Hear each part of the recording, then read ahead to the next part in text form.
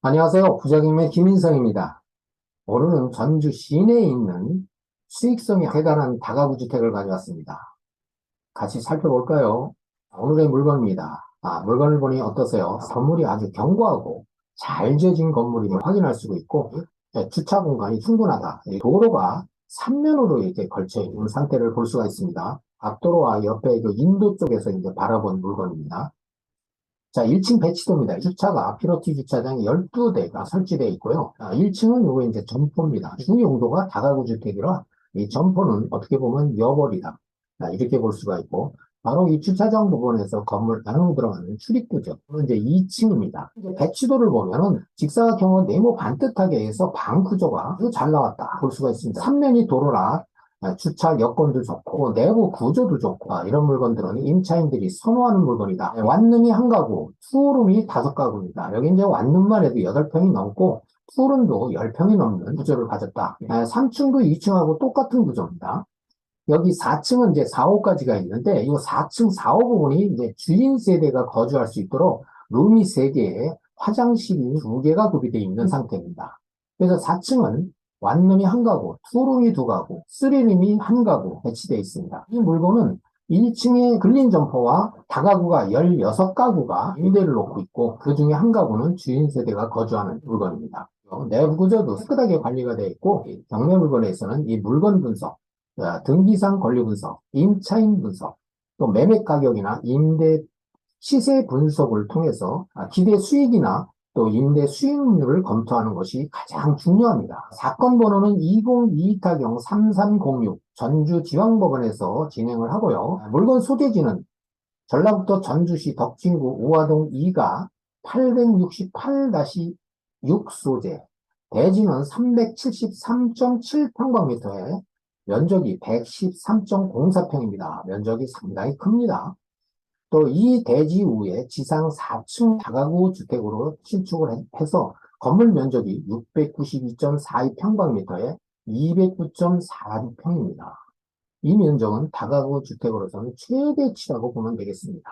이렇게 이제 면적이 큰 만큼 수익률이 좋다. 이렇게도 이제 평가를 할 수가 있고요.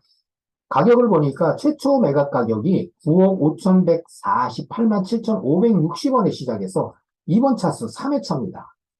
2023년 2월 20일 감정가의 반값 이하로 떨어져서 4억 6,622만 9천원에 시작하는 아주 매력적이고 좋은 가격으로 시작한다. 이렇게 보면 되겠습니다. 건축물 관리대장을 보니까 위반 내용은 없고요. 여기에 이제 16가구가 배치가 되어 있는 걸로 보이고요. 사용 승인일은 2009년 1월 17일입니다. 14년 정도 된 건물이에요.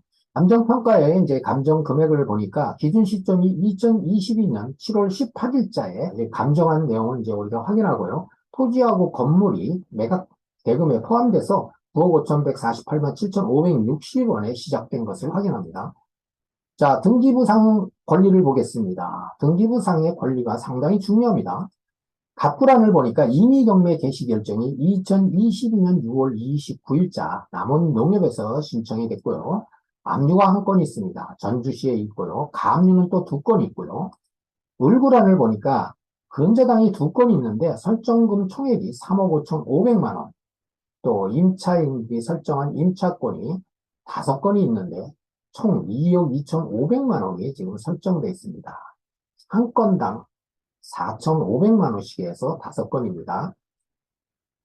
여기 이 물건은 말소기준 권리가 2009년 1월 23일자 5개 아무개가 근저당 설정을 한 내용입니다. 3천만 원입니다. 이 물건은 토지나 건물, 갑구나 을구란에 설정된 이 모든 권리는 말소기준 권리 소멸과 동시에 매수인이 인수하는 권리가 없는 등기상 권리 깨끗한 물건이다. 이렇게 보고요. 설정되어 있는 금액으로 봐서 이 물건은 취하될 가능성은 좀 없다. 이렇게도 분석해 볼 수 있습니다. 자, 매각물건 명세서입니다. 매각물건 명세서의 가장 중요한 거는 임차인에 대한 권리 분석입니다. 여기서 보면 임차인 권리 분석에 요 배당 요구란이 깨끗합니다. 배당 요구를 거의 안 했다. 이렇게 볼 수가 있죠. 206호 임차인이 이제 한 세대만 배당 요구를 했는데 여기 이제 나머지는 이제 임차권자입니다. 임차권자가 자동 배당 요구권자가 돼서 여기는 이제 총 6건이 이제 배당 요구가 돼 있다. 이렇게 보면 되고요. 이 내용 자세히 살펴보겠습니다. 17가구의 전입신고가 확인된 임차인은 11세대입니다. 그 중에서 배당 요구는 6세대가 돼 있고요. 보증금 미확인 호수는 총 9가구가 지금 확인이 됩니다. 그래서 17세대 전부 대항력 없는 임차인입니다. 그러므로 인도명령 대상자로서 임차 보증금에 대한 매수인이 추가 부담할 내용은 없는 그런 물건이다. 등기상 권리는 해당이 없음을 우리가 등기부 등본에서 확인을 했죠. 자, 임차인형을 다시 보니까 전입 내용이 나오죠. 임차권자가 이 한국토지주택공사에서 임차권 설정하는 내용을 좀 확인을 해보고요. 여기에 그래서 전입 임차인 수는 총 11명인데 보증금 합계가 2억 3,900만 원이 확인됐습니다. 그래서 월세 합계는 81만 원. 여기서 302호는 이제 중복 신고가 된 부분이 있어서 이 중복 신고된 부분은 이 계산에서 빠졌습니다. 자, 임대보증금 현황 분석을 해보겠습니다. 신고된 금액은 2013년에서 2020년도 사이에 발생한 임차 보증금입니다. 오래전에 설정된 그런 임차 보증금이라고 이제 확인될 수가 있고요. 자, 1층은 이제 점포가 미확인이죠. 그래서 2층에는 9,600만 원에 81만 원. 그래서 한 세대가 지금 미확인이고요. 3층에는 9천만 원. 4세대가 미확인입니다. 이거 이제 한 세대당 4,500만 원의 전세를 한국토지주택공사에서 설정한 금액이죠. 4층은 4,500만 원, 한 세대입니다. 여기서 두 세대는 미확인이고 주인 세대는 미포함된 금액입니다. 그래서 신고 및 확인 총액은 2억 3,100만 원에 81만 원이 확인된 금액으로 8세대입니다. 그래서 이 금액에 대한 거를 임대보증금을 한번 분석을 해보면 16세대, 주인 세대를 미포함해서 전세보증금으로 계산을 해보니까 임대보증금 예상 총액은 한 세대당 4,200만 원으로 계산해서 16세대를 계산하니까 6억 7천만 원입니다. 이 4,200만 원은 현재 한 세대당 4,500만 원에 지금 임대가 돼 있는 상태를 기준으로 해서 그거보다 낮은 금액으로 계산을 해본 그런 금액이다. 그렇게 참고를 하시고요. 자, 임대 수익 분석을 해보겠습니다. 임대 보증금 예상 총액이 최소 금액으로 4,200 계산해서 6억 7천만 원이 발생이 예상됩니다. 자, 여기서 최저 매각가가 4억 6,622만 9천 원이 우리가 이제 확인을 했고요. 이런 계산이라면 투자금 회수 후에도 초과 수익이 약 2억 원이 예상되는 아주 대박 물건이죠. 자, 경매에서나 가능한 물건, 이런 물건들이 이렇게 수시로 나옵니다. 그렇다고 보면 공짜로 내 집을 마련해서 살고 거기다가 초과 수익까지도 기대되는 초초초 대박 물건이라고 할 수가 있는 그런 물건입니다. 임대 수익으로만 분석을 해봤는데 네이버나 국토교통부 실거래로 가격을 분석을 해보겠습니다. 위성업으로 보는 전주시 시가지내입니다. 여기 이제 전주시청이 보이죠. 중심도시입니다. 이 전주시는 도청 소재지로서 아주 대도시입니다. 대상 물건은 바로 이 지역입니다. 전주시 중심 주택지에 자리 잡고 있는 오늘의 물건, 좋은 자리에 위치하고 있다. 이렇게 보면 되겠습니다. 매물이 별로 안 보이네요. 매매, 전세, 월세를 이게 같이 지금 검색을 하고 있습니다.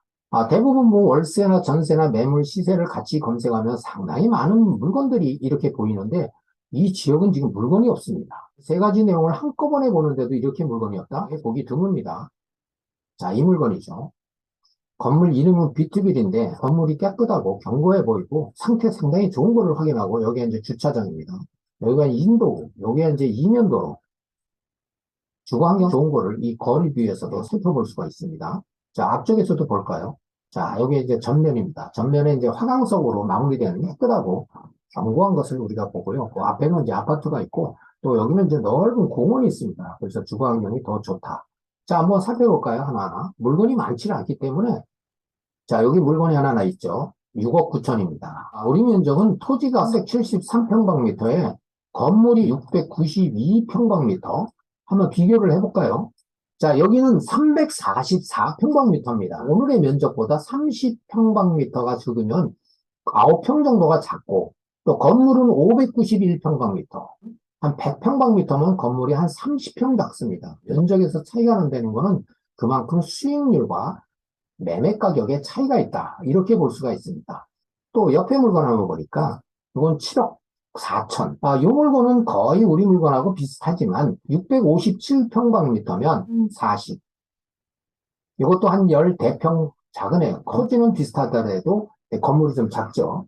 지금 월세하고 전세를 같이 보는데 물건이 없습니다. 이런 그 지역도 있네요. 요거 7억 7천에 나왔네요. 이것도 뭐 면적이 너무 작습니다. 415면은 280, 한 80평이 적습니다. 건물 면적이 80평이 적은데다가 요것도 땅도 한 40여 평이 적은 게 7억 7천. 아, 지금 차이 나는 그런 물건들이 많이 나왔는데 요건 이제 8억 4천, 6억 2천, 6억 2천짜리도 뭐 면적이 차이 나네요. 8억 4천짜리도 건물만 해도 한 30여 평 차이 나는데 이런 물건으로 이렇게 본다 그러면 전 월세가 귀한 상태다. 임차 수요가 그렇게 많다는 얘기죠.